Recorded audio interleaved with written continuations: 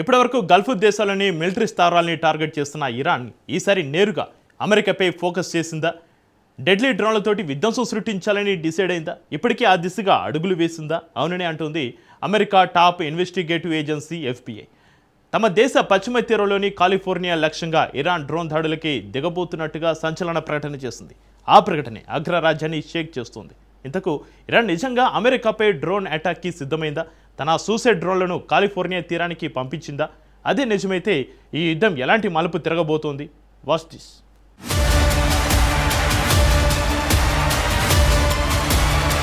Middle East వార్లో big twist, అమెరికాపై Iran focus.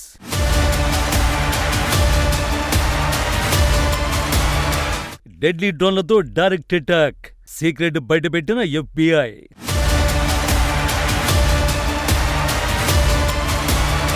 అమెరికాపై ప్రత్యక్ష దాడి ఎలా సాధ్యం? ఇరాన్ ప్లాన్ ఏంటి?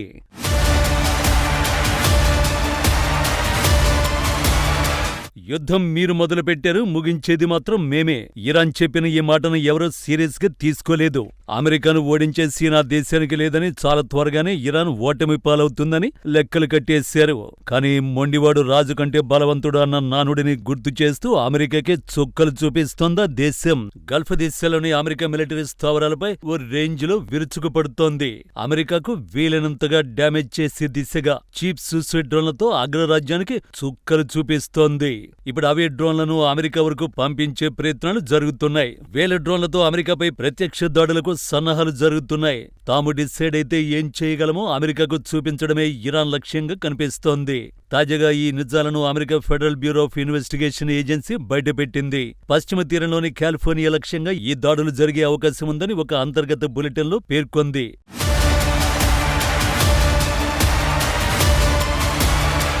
FBI విడుదల చేసిన సమాచారం ప్రకారం 2026 ఫిబ్రవరి ప్రారంభం నుంచే ఇరాన్ ఈ వ్యూహాన్ని అమలు చేయాలని భావించింది. గుర్తు తెలియని నౌకల ద్వారా అమెరికా ప్రాదేశిక జలాల సమీపానికి చేరుకుని అక్కడి నుంచి మానవరహిత విమానాల ద్వారా కాలిఫోర్నియాలోని కీలక ప్రాంతాలపై ఆకస్మిక దాడులు చేయడమే ఇరాన్ లక్ష్యమని నిర్ధారించింది. ఒకవేళ ఇరాన్ భూభాగంపై అమెరికా దాడులు చేస్తే దానికి ప్రతిగా ఈ డ్రోన్ వారు మొదలు పెట్టాలని టెహ్రాన్ యోచిస్తున్నట్లు నిఘా వర్గాలు గుర్తించాయి. అయితే ఈ దాడులు ఎప్పుడు జరుగుతాయి, ఖచ్చితమైన లక్ష్యాలు ఏవి అనే అంశాలపై స్పష్టమైన సమాచారం లేనప్పటికీ భద్రతా దళాలు అప్రమత్తంగా ఉండాలని FBI సూచించింది. నిజానికి ప్రస్తుతం జరుగుతున్న పోరులో ఇరాన్ తన డ్రోన్ సామర్థ్యాన్ని ఇప్పటికే ప్రదర్శించింది. అయితే తాజాగా అమెరికా జరిపిన దాడులతో ఇరాన్ సామర్థ్యం కొంతమేర తగ్గినట్టు నిపుణులు భావిస్తున్నారు. అయినప్పటికీ అమెరికా పశ్చిమ తీరంలో ఎలే షరీఫ్ విభాగం అలర్ట్ అయింది. మతపరమైన కట్టడాలు, సాంస్కృతిక కేంద్రాలు రద్దీగా ఉండే ప్రాంతాల్లో పెట్రోలింగ్ ను ముమ్మరం చేసింది. Strikes. We've been aware of that information. We've been working collaboratively through the SOC, which we established right after the war began, the State Operations Center, working with the Office of Emergency Service, but also working locally to make sure we transmit any information that we have received, and we're aware of that, which has been reported, I think, by ABC7. We're aware of that information, and we transfer that information in real time to our local partners.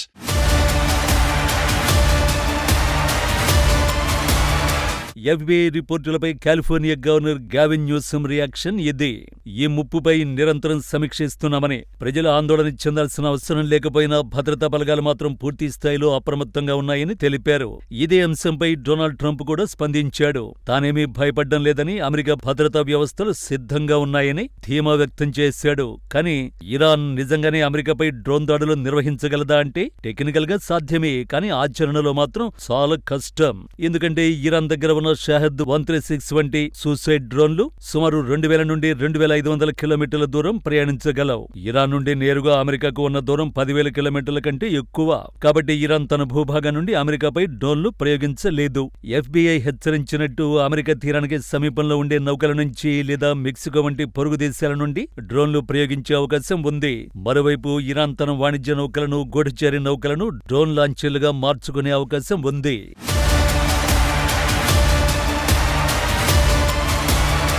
అంతర్జాతీయ జలాల్లో ప్రయాణించే సాధారణ ఓడ నుండి డ్రోన్లు ప్రయోగించి అమెరికాలోని California వంటి పశ్చిమ తీర నగరాలను లక్ష్యం చేసుకోవడానికి అవకాశాలు ఉన్నాయి. టెహ్రాన్ డైరెక్ట్ అటాక్ కంటే అసిమెట్రిక్ వార్ఫేర్ పైనే ఎక్కువ ఆధారపడుతుంది.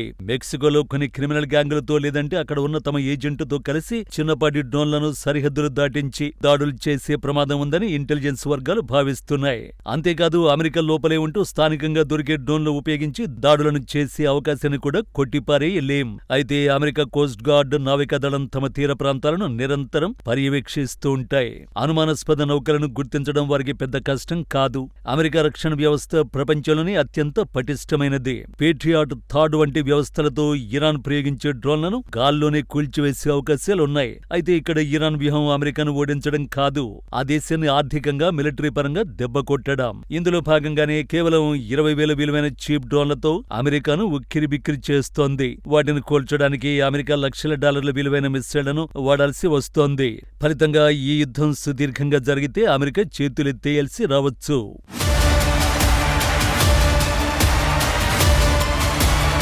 ఇదిలా ఉంటే మధ్యప్రాచ్యంలో ఉన్న అమెరికా టెక్ కంపెనీల కార్యాలయాలు, డేటా సెంటర్లను లక్ష్యంగా చేసుకుంటామని ఇరాన్ ప్రకటించింది.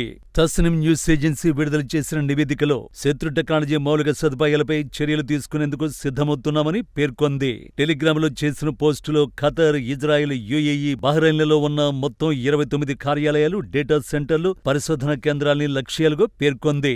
ఇరాన్ టార్గెట్ లిస్టులో గూగుల్, అమెజాన్, మైక్రోసాఫ్ట్ తో పాటు Nvidia, Palantir Technologies, IBM, Oracle Corporation కంపెనీలు కూడా ఉన్నాయి. అదే సమయంలో బ్యాంకులు, ఇతర ఆర్థిక సంస్థలపై కూడా దాడులు చేస్తామని ఇరాన్ హెచ్చరించింది. అలాంటి ప్రాంతాల నుంచి కనీసం 1 కిలోమీటర్ దూరంలో ఉండాలని ప్రజలకు సూచించింది. మధ్యప్రాచ్యంలో చాలా టెక్ కంపెనీలకు పెద్ద స్థాయి కార్యకలాపాలు ఉన్నాయి. డేటా నిల్వ అవసరాలు పెరుగుతున్న నేపథ్యంలో అక్కడ అనేక ప్రాంతీయ డేటా సెంటర్లు ఏర్పాటయ్యాయి. ముఖ్యంగా ఇజ్రాయెల్ సైబర్ సెక్యూరిటీ రంగంలో ప్రముఖ కేంద్రంగా మారింది. ఎన్విడియాకు ఇజ్రాయెల్లో సుమారు 5,000 మంది ఉద్యోగులున్నారు. 2019లో ఇజ్రాయెల్కి చెందిన స్టార్టప్ మెలనోక్స్ ను సుమారు $7 బిలియన్ కొనుగోలు చేసింది.